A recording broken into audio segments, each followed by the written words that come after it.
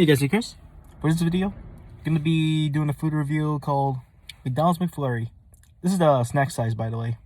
And yeah, just ate half of it so far. It's kind of good.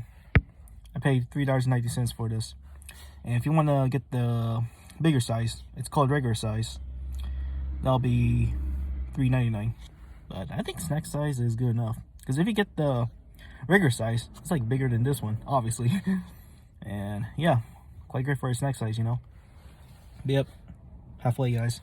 And yeah, I'm enjoying it. Pretty good, y'all.